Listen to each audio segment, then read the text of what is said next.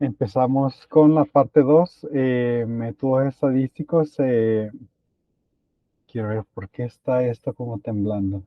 Útiles en control de calidad y mejoramiento. Voy a volver a abrir el documento.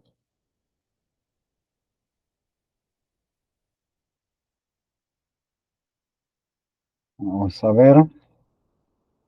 Ahorita está bien. No sé si fue cuando le puse compartir. Parece que ya está bien. Esperemos que se mantenga así. Siempre hay algún par de iconos que parece que parpadean, pero bueno. Pues estadística es una colección de técnicas útiles para realizar decisiones en los procesos o poblaciones basados en análisis de información que se contienen en las muestras. Entonces, la gran diferencia en cómo nosotros vemos, cómo trabajamos control de calidad con respecto a los ingenieros, con respecto a cursos de control de calidad de otras escuelas, economía, etcétera, es que aquí nosotros hacemos un hincapié en el uso de la estadística y vemos toda la gama de beneficios que nos da. Hay elementos bien interesantes que aquí menciona, porque menciona que los canales principales eh, por lo que los productos se obtiene una muestra, se prueban, se evalúan y que se utiliza la información para el control y el mejoramiento de procesos es la estadística. Entonces, realmente que control de calidad eh, hasta cierto punto es estadística. Y además aquí dice, estadística es el lenguaje eh, funcional para comunicarse con las otras personas en el tema de calidad.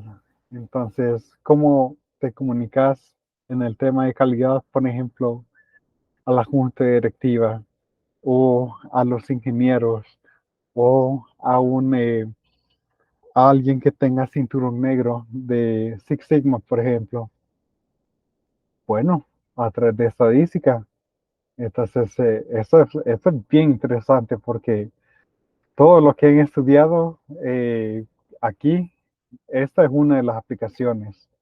Entonces, digamos que por el lado técnico, pues control de calidad es estadística. En este capítulo vamos a ver un poco de las estadísticas descriptivas, muchas de las cuales ustedes ya conocen, distribuciones de probabilidad también. Y en el capítulo 4 vamos a ver inferencias estadísticas para obtener conclusiones de las muestras, aunque ya saben precisamente lo que es estadística inferencial, ¿no? Entonces, modelando la calidad de procesos, descripción de describir la variación, ¿verdad? Con una gráfica de tallos y hojas, histograma, resúmenes numéricos, cajas y bigotes, distribuciones de probabilidad, algunas distribuciones importantes, la hipergeométrica, binomial, Poisson, binomial negativa, geométrica, distribuciones continuas importantes, normal, log normal, exponencial, gamma, Weibull, gráficos de probabilidad, normal, otros tipos de gráficos, aproximaciones útiles, la de la binomial a hipergeométrica, la de Poisson a binomial, la normal a binomial y comentarios sobre aproximaciones. Bastante de esto vimos en multivariante también. Y pues elementos aquí dice suplementario. Ok. La página web sí está disponible, pero al parecer hay que pagar para ello. Realmente no lo había visto antes en el libro, y con esto puedo descargar la nueva versión del libro, pero vale como $150. Pues, y como que hay elementos para otros recursos, datos, entonces vamos a ver si fuera realmente útil, si lo podría estar obteniendo. Entonces, digamos, y además que sería la nueva versión del libro, la versión más actualizada. Entonces, los objetivos de aprendizaje y revisión, bueno, ver cómo herramientas simples de estadística descriptiva nos pueden ser útiles para expresar la variación cuantitativa en las características cualitativas. Eh, y también introducir las distribuciones de probabilidad como una herramienta de modelamiento para describir las calidades, las características de las calidades de los procesos. Entonces se espera que después del capítulo se pueda construir e interpretar formas de demostrar los datos, incluyendo el diagrama de tallo y hojas, histogramas y el box plot, que es el de caja y bigote, ¿verdad? Entonces, calcular e interpretar el promedio muestral, la varianza muestral, la desviación estándar muestral y el rango muestral. Explicar los conceptos de qué es una variable aleatoria y su distribución probabilística, entender e interpretar el promedio, la varianza, la desviación estándar, la distribución de probabilidad, determinar probabilidades de distribución de probabilidad, entender las suposiciones para cada una de las distribuciones de probabilidad discretas y continuas. También seleccionar, eh, vamos a ver, seleccionar las distribuciones de probabilidad apropiadas para aplicaciones específicas, utilizar gráficas de probabilidad y aproximar la hipergeométrica y las distribuciones binomiales. Entonces, describiendo la variación, ¿verdad? Diagrama de tallo y hojas, ya lo conocen, ¿verdad? Específicamente nos dicen de que no dos unidades de producción producidas por un proceso son idénticos. Siempre hay una variación. Por ejemplo, el contenido neto de eh, de una lata de soda varía de una forma pequeña de lata a lata. Eh, Cuando hagamos las mediciones de la distribución nutricional, podría haber ahí una pequeña diferencia. Entonces, no hay dos servicios tampoco que sean idénticos. Vamos a comprar ahí alguna hamburguesa, algún lugar, servicio, el tiempo, la calidad no van a ser iguales por la variación natural que existe, ¿verdad? Dice que aquí la estadística es la ciencia del análisis de datos y la de obtener conclusiones. Aquí esa es una definición un tanto simplista, tomando la variación de los datos en cuenta. Eh, Habla aquí ya de la gráfica de tallos y hojas, ¿verdad? Para construir dicho gráfico, dividimos el número XY en dos partes. Una que es el tallo, que podría ser el dígito principal, ¿verdad? Por ejemplo, si es de dos dígitos, el primero, el que está a la izquierda. Entonces, y las hojas serían pues el segundo dígito. Dice que es bueno escoger entre 5 y 20 eh, tallos. Tenemos aquí la aplicación que se va a comentar, ¿verdad? Aquí tenemos una oblea de silicio grabada. Entonces, en inglés es wafer, semiconductor wafer, y es como siempre, siempre los he conocido, ¿verdad? Primera vez que los traduzco en español, una oblea, esa es una oblea. Entonces, de semiconductores, ¿no? Entonces, dice aquí de que a veces se arreglan en magnitud, y eso sería el gráfico de tallas y hojas ordenados. Que lo hace el software, ¿verdad? En este caso ocupamos R o Excel. Eh, Aquí en el ejemplo 3.1 obtenemos una muestra de los tiempos de ciclo de los días para procesar los pagos de los empleados en los reclamos de seguros de salud. Entonces, aquí están los datos, ¿verdad? ¿Cuántos días, número de reclamo y cuántos días tomó en que se procesara? Entonces, aquí tenemos la gráfica que nos da mitad y nos da los acumulados. Aquí está la talla y las hojas, ¿verdad?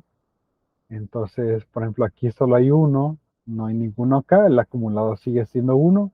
Hay 5 acá, el acumulado es 6. Aquí hay 4 más, tenemos 10 acumulados. Este es el primer dígito de lo que está aquí y aquí aparece el segundo dígito. Podemos ver ciertos aspectos como el hecho de que algo de simetría podría haber y de que hay una concentración alrededor de 30 a 35, de 30 a 34. Entonces, podemos obtener ciertos datos solo de ese gráfico tan sencillo, ¿verdad? Percentiles. Como tenemos percentiles, el 100 por cada por ciento de,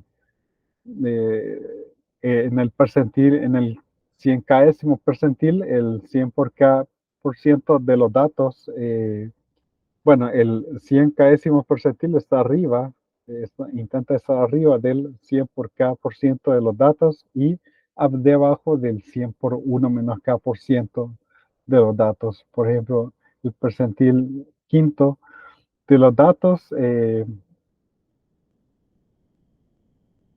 percentil quinceavo, perdón, quiero ver, perdón, el cincuentavo, el percentil cincuentavo de los datos es el promedio. Divide los datos a la mitad. Ya sabemos cómo hacer esto, ¿no? Tenemos aquí otro tipo de gráficos, el cual es una serie de tiempo. Entonces, aquí tengo un par de preguntas. Entonces, si nosotros tomamos el tiempo en la cantidad de días que se toma en procesar estos reclamos en esta institución aseguradora, ¿qué me podrían decir? ¿Mejoró el proceso? Y además, ¿cómo se llama esta gráfica de la izquierda? Vamos a ver si me pueden decir algo al respecto. Medio punto para cada pregunta. Eh, ¿Qué me pueden decir? Aquí está el tiempo en días, ¿verdad? Está transcurriendo en los días, semanas, pero en el eje Y nos está indicando cuánto tiempo tarda en que un reclamo eh, sea procesado. Entonces, ¿qué me pueden decir del proceso en general? Con esta gráfica de ser de tiempo, ¿mejoró el proceso, se mantuvo igual o empeoró, verdad? Y esta gráfica, ¿cuál es? ¿La vimos en multivariante? Vamos a ver qué me pueden decir. Vamos a ver. Ya está Karen con nosotros. ¿Mejoró el proceso o no? Bueno, según veo, los puntos van descendiendo. O sea, se ven unos puntos al final que están arriba, pero a comparación de los que están al inicio, están abajo. Entonces siento que veo que el proceso no mejoró. No mejoró, No. pero a medida que ha pasado el tiempo y tiempo de procesamiento ha disminuido. Yo Ah, creo, ya me estaba confundiendo. Ah, pues sí, sí mejoró porque el tiempo es menor. excelente. Eso es precisamente, ¿verdad? Entonces nosotros podemos ver que el proceso mejoró porque a medida que pasó el tiempo, los reclamos necesitaron una menor cantidad de días para procesarse y eso es positivo. Eh, bueno, y esta gráfica, ¿qué, qué es? Eh, ¿Cómo se llama? ¿En qué consiste? Creo que era algo así como gráfico de puntos marginales, creo que era. Correcto. Entonces aquí tenemos una gráfica de puntos y esta es la distribución marginal, ¿verdad? Entonces simplemente hacemos el conteo horizontalmente cuántos de ellos hay, ¿verdad? Bien, ya te anoté ahí el medio punto, entonces aquí nos muestra la fórmula que ocupan, ¿verdad? Son 40, ¿cómo se llama? Eh, observaciones, entonces el décimo percentil sería 0.1 por 40 más 0.5 y eso es lo que está haciendo, ¿verdad? Entonces la observación los ponemos todos en orden, ¿verdad? Y si es decimal, entonces hacemos el promedio, en este caso entre el cuarto y el quinto, ¿verdad? Aquí tenemos tres datos, me parece quizás 16 y aquí es 22, ¿verdad? El quinto dato es 22, por lo tanto, como son iguales, ¿verdad? Solo tomo el promedio de ellos y es 22. Ese es el percentil décimo. Y menciono esto porque como hay distintas formas, pequeñas diferencias en cómo calcular los cuartiles. Primer cuartil pone punto 25 por 40 más punto 5 igual a 10.5. Entonces, tengo que ver la décima y la onceava observación y tomar el promedio de ellos. Eh, también, pues, vamos a ver, eh, para el tercer cuartil sería tres cuartos aquí, ¿verdad? Y entonces ver, aquí me parece que sería el promedio entre el 26 y el 27 eh, dato, y aquí lo calcula que es 30.5, perdón, que debería estar entre el 30 y el 31. Se calcula el promedio de ellos con Q3 y con Q1. La diferencia es el rango intercuartil, ya conocemos eso, ¿verdad? Entonces, y además la gráfica de series temporales nos da un orden en el tiempo. Entonces, y que también puede ser muy importante el gráfico de puntos que está ahí el marginal. Entonces, y ahí está el comentario de que algo cambió en el proceso porque pues bajó el tiempo de, de procesamiento de estos reclamos. Bien, el histograma, ¿verdad? Que es una forma de resumir de una forma más compacta los datos que un gráfico de detalle y hojas. Se utiliza, si es para datos continuos, dividimos el rango en intervalos. Estos se llaman intervalos clase, intervalos celdas o cajas. Si es posible que sean de igual anchura, ¿verdad? Usualmente entre 5 y 20 compartimientos está bien. También se puede escoger el número de compartimientos aproximadamente igual a la raíz cuadrada del número de observaciones y eso trabaja bien en la práctica. También tenemos Sturges, la regla de Sturges, que es eh, el número de compartimientos h igual a 1 más logaritmo base 2 de n. Ahí no necesariamente todos los softwares ocupan la regla de Sturges, pero aquí hay otra forma para hacerlo, ¿verdad? La frecuencia es el conteo de cuántos han caído en los comportamientos. Podemos dividir por de observaciones n, que nos da la frecuencia relativa. Y aquí tenemos el ejemplo de el grosor del metal en las obleas de silicón, es decir, las que están aquí, ¿verdad? Estas, no sé si solamente puedo copiar y pegar, vamos a ver. Quizás puedo solamente copiar y pegar. Creo que cabal, ahí está. Y vamos a ponerlo. Ahí está bien. Vaya.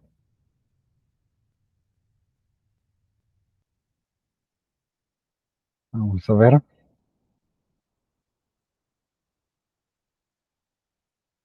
A veces las frecuencias en cada una de esos comportamientos, así la relativa frecuencia, ¿verdad? Entonces aquí esta tabla presenta el grosor de las capas de metal en 100 de estas obleas que resulta de eh, el vapor químico de un proceso en una planta de semiconductores. Se puede construir un histograma, ¿verdad? Que dice el grosor de las capas en las obleas de semiconductores que están medidas en Armstrongs, que es una unidad de longitud equivalente a 10 a la menos 10 metros o 0.1 nanómetros. Pues aquí tenemos ya los datos en un histograma.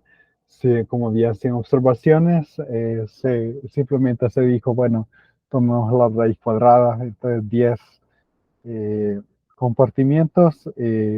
Podemos ver de que de alguna forma hay algo de simetría.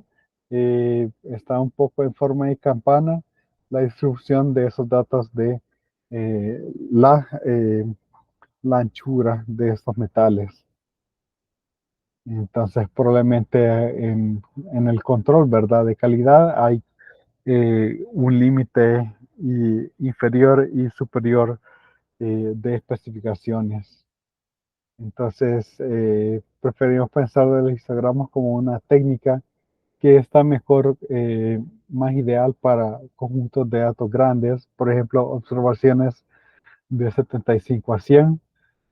Entonces, bueno, aquí tenemos otro gráfico, otro histograma, ¿verdad? Y aquí acumulado. Aquí tendría que haber dicho acumulado, pues para poder tener una idea mejor de lo que es. Dice que alrededor de 75 de los 100, de los 100 obleas tienen una capa metálica, un grosor de capa metálica que es menor a 460 Armstrongs. Entonces, aquí en 460 Armstrongs podemos hacer el cálculo, ¿verdad? Entonces, ¿cuántos hay aquí? Más o menos 75. Ciertamente en el software estaría más fácilmente identificable, ¿no? La distribución de frecuencias e histogramas también se puede utilizar con datos cualitativos, categóricos o de cuenta. Entonces, puede haber un orden natural de las categorías. Por ejemplo, si es estudiante de primer, segundo, tercer, cuarto año, y a veces no hay un orden. Por ejemplo, si vamos a ver si es hombre o mujer, ¿verdad? No hay un orden ahí como natural en eso. Entonces, aquí pues solamente está hablando de elementos que ya conocen de un histograma o que hace el software y pues no veo muy necesario revisarlo. En este ejemplo 3.3, que son los defectos en las capotas de los automóviles, al menos aquí en El Salvador entiendo que a esta parte se le llama la capota. No sé si en otros países será un poco distinto, eh, pero bueno, sí, el hood, ¿verdad? Cada hood, la capota. Entonces, esta tabla nos presenta el número de defectos después de la primera pintada al realizar una inspección visual de las capotas de los automóviles. Entonces, que fueron pintados con un nuevo proceso de pintura, de, de- de pintura experimental, construir un histograma. Aquí tenemos 50 datos, ¿verdad?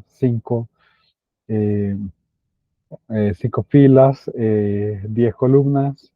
Entonces, podemos calcular, bueno, aquí está ya la gráfica, cuántos tienen al menos 3 defectos, 39, 78%, y solamente un 22% sin ningún defecto. Son elementos que hay que tomar en cuenta para el control de calidad. Vemos acá, pues más abajo, lo que son estadísticas que ya conocemos, ¿verdad? Promedio muestral, aquí en Armstrong, con respecto al grosor de las obleas, ¿verdad? La varianza que está sesgada, ¿verdad?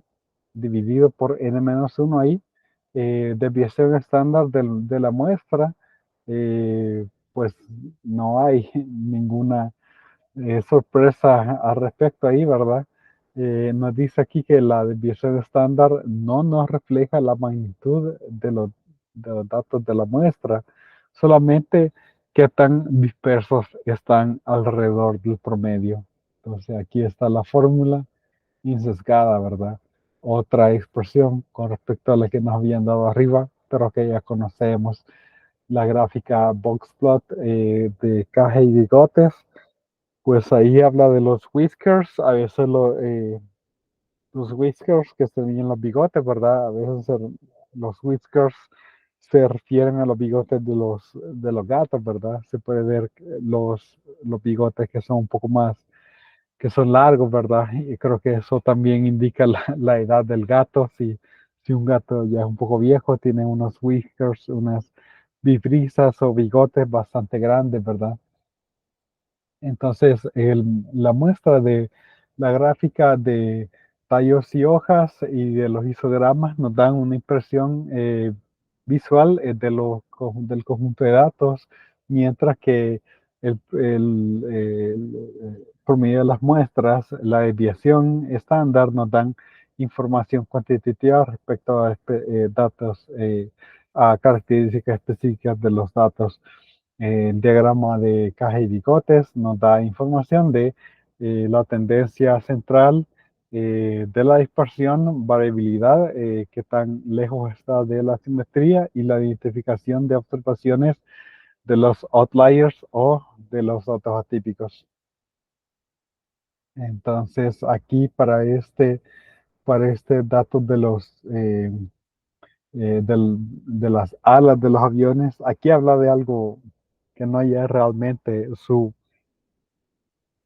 traducción al español, así que solamente vamos a hablar, a llamarle pues de una región transversal de un ala de un avión, ¿no? Entonces aquí están los datos, diámetro de esos hoyos en esta sala, ¿verdad? Y aquí está el diagrama de caja y bigotes.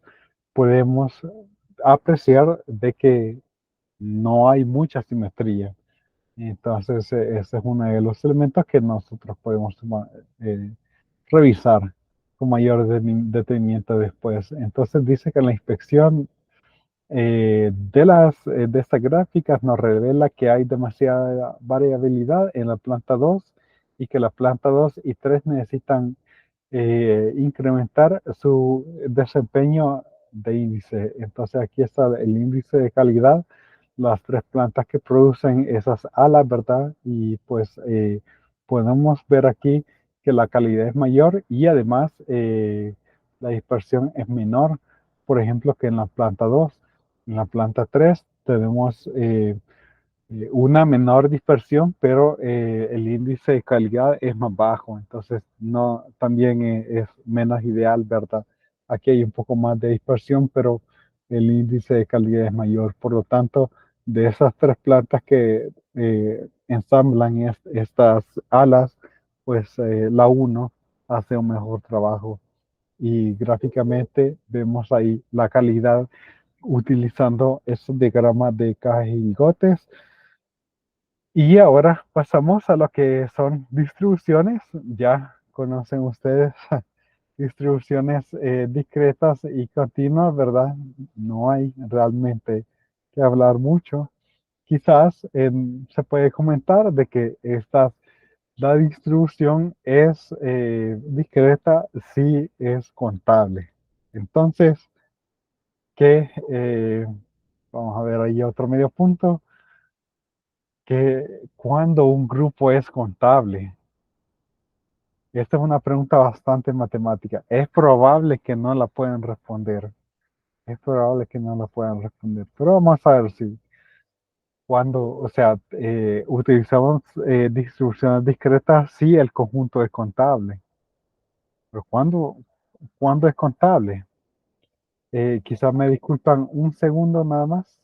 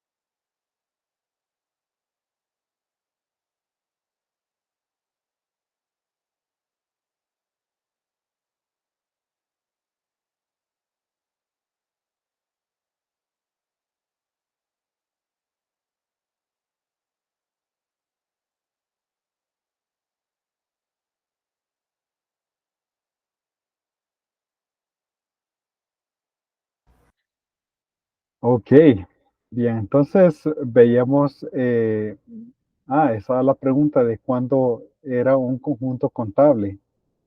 Vamos a ver, ¿alguna respuesta por ahí?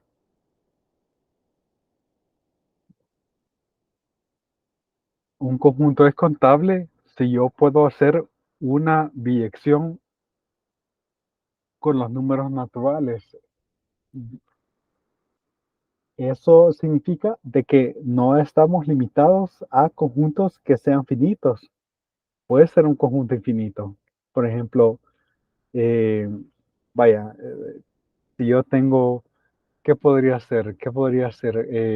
Vamos a ver, ¿qué podría ser? Bueno, es que los números naturales, uno, 2, 3, 4, hasta infinito, ¿verdad?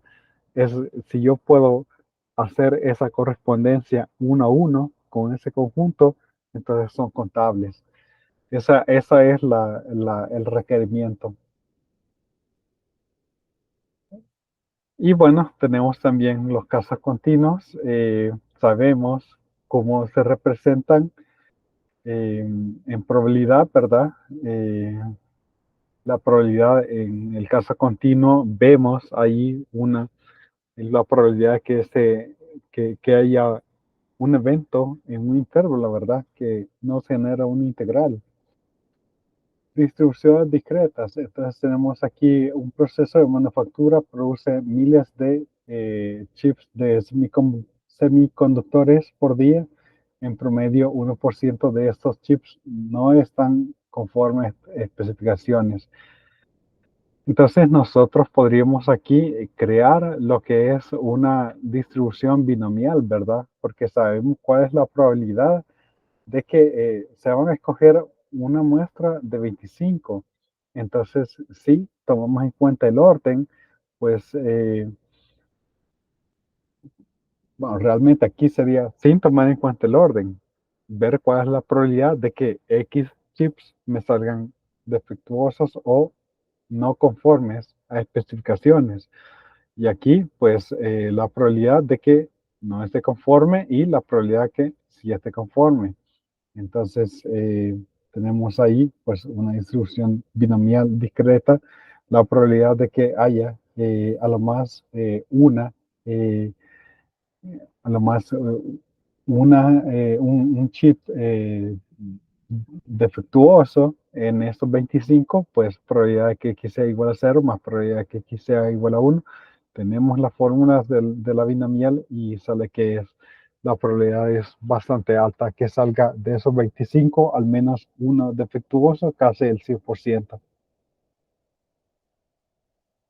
Distribución continua. Aquí dice suponer de que X es una variable aleatoria que representa los contenidos en onzas los contenidos reales en onzas de una bolsa de café de 1 libra. La probabilidad de la distribución se asume que es igual a esto.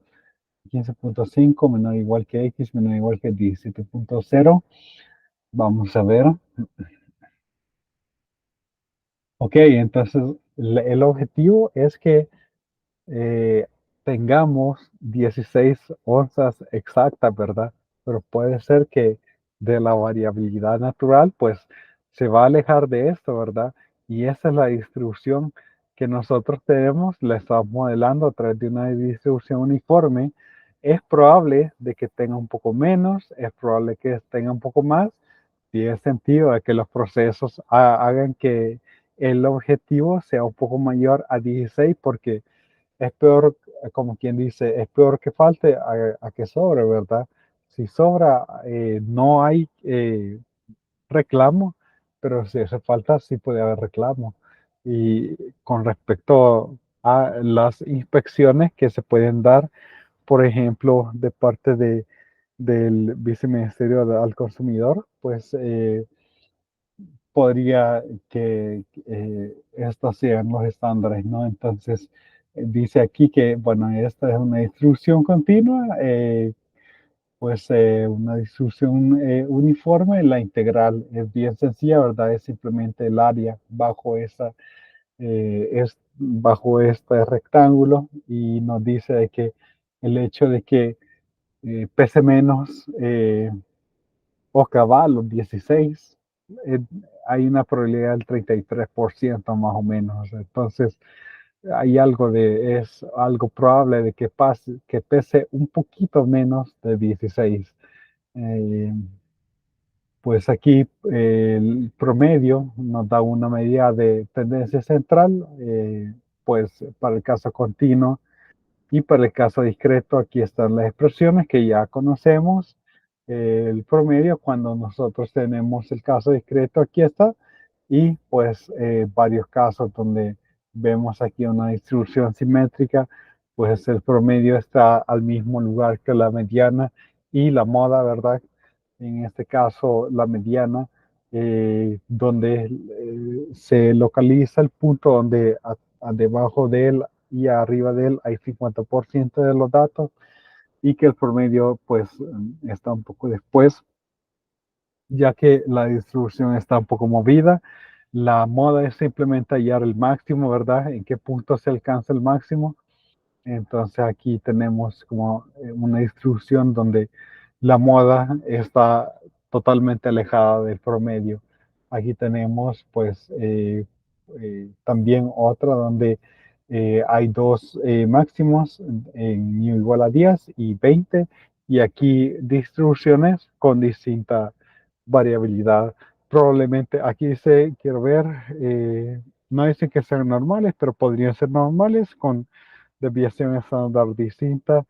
Entonces, vamos a ver la desviación, la varianza, las fórmulas de la varianza ya las conocemos. La varianza para el caso muestral, ¿verdad? Entonces, y la versión estándar, pero eso sin sesgado, ¿verdad? Y ahí está lo que íbamos a ver el día de hoy. No sé si hay alguna pregunta. Realmente lo que veíamos hoy era un poquito de lo de control de calidad. Bueno, elementos que de estadística básica que comentamos con ejemplos de control de calidad. Entonces, no sé si hay preguntas. Ya terminamos la sección 3.1. Hemos terminado la sección 3.1. Bueno, con respecto a la sección no tengo duda. Lo que sí tengo un poco de duda sobre el, el parcial, ¿no? Bueno, usted siempre escribe que recibió, pero en este caso no vi el mensaje. No sé si Sí, le cayó mi parcial. sí, recibí cada uno de sus parciales. No tuve chance al final de calificarlos para ahorita y en la noche también estoy un poco atareado, así que no creo que salga. Mañana tengo una reunión en la mañana, pero es posible. Vamos a ver mañana miércoles. Es posible que salga miércoles. Es más difícil que salga jueves. Y es bastante probable que salga viernes, en caso que no haya terminado antes, ¿verdad?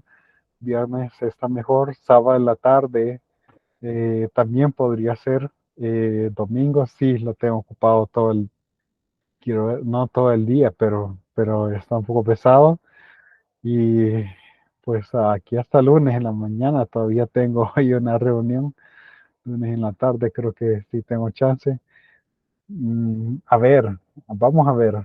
Pero sí, recibí el de todos ustedes y eh, pues espero que se dé el chance ahí para poderles dar la nota con prontitud. Va, está bien. Bueno, solo la duda tenía de que si la había recibido, como en la materia de multivariante escribía en el correo que le había caído. Por eso es que Ah, tenía la ya. duda. Sí, quiero ver, es que multivariante habían más. Entonces, como aquí hay menos, entonces quizá lo vaya escribiendo ahí en el WhatsApp, porque como solo son cuatro. Entonces me es más fácil indicar de un solo. Todos lo entregaron, ¿verdad? Entonces, sí, pero ese es el caso. Lo hacía de esa forma porque para multivariante, porque había más estudiantes. Entonces, de alguna forma, pues indicar ahí al estudiante propiamente que sí lo había, eh, que sí lo había recibido. Pero en este caso, como solo son cuatro ustedes, entonces de un solo, solo veo, los cuatro me lo entregaron, ahí pongo, ¿verdad? Si no, pues si hace falta alguien por separado, ahí le escribo. Ok, está bien. Y con respecto a la asesoría de los jueves, se llevaría cualquier tipo de duda con respecto siempre al material. Claro, ahí cualquier tipo de duda, precisamente. Entonces, no hay problemas con respecto a eso. Pues lo importante es que estemos por ahí, ¿verdad? Yo voy a preguntar para que me den un aula o un módulo, ¿verdad? Si no, ¿cómo se llama? Realmente yo creo que hasta en la glorieta podría ser, pero solo que ahí quizá es un poco más incómodo. Eh, pero bueno, ya vamos a ver entonces. Eh, sí, ya voy a preguntar por un lugar. Y sí, ahí cualquier cosa que deseen preguntar. Ok, está bien. Solamente de mi parte. Bueno, nos quedamos hasta acá entonces. Pasa una feliz tarde y nos vemos mañana en Actorial, ¿verdad?